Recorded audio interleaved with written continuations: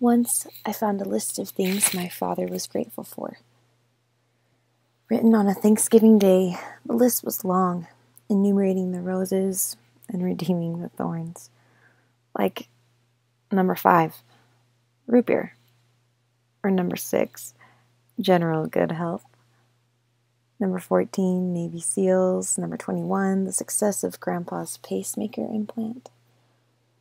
Number 27, Sydney's strong sense of justice.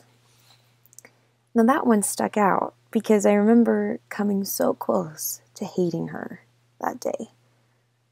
She is 16, and my sister. And that afternoon, she had screamed and screamed and screamed at me. Those first 2 facts should have been reason enough for me to drop the issue surrounding the third. Funny, I can't even remember what that was now. But instead, I screamed right back at her. I felt my soul mirror all the ugliness and pride and malice in her, and it was impossible not to resent the doneness of my deed.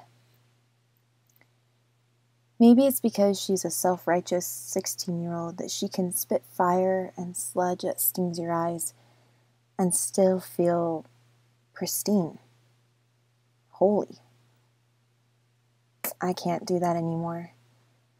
I've done it too much for too long not to know what happens to your victims and to you.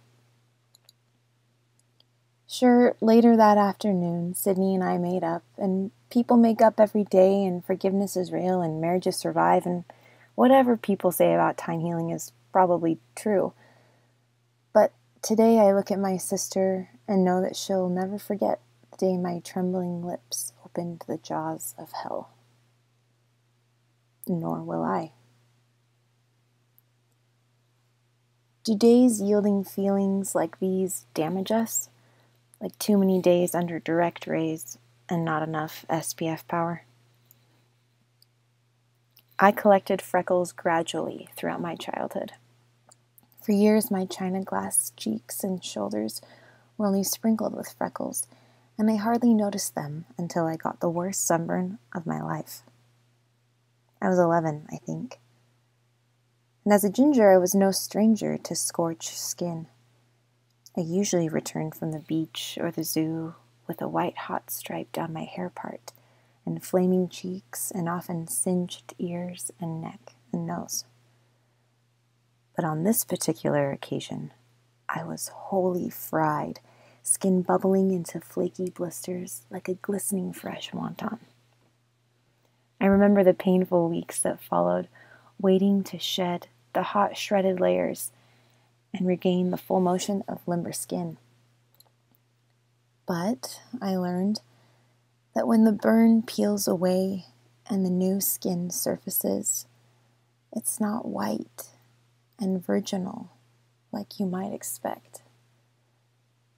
The sun's rays penetrate deep, and the new skin crops up with spots, more and more each time.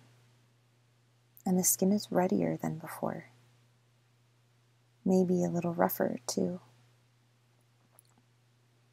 Now, years later, I look at my face, so freckled there is hardly any negative space between the spots, and I think, I am browned. I don't know a whole lot, but I know, you can't reverse that kind of ruin.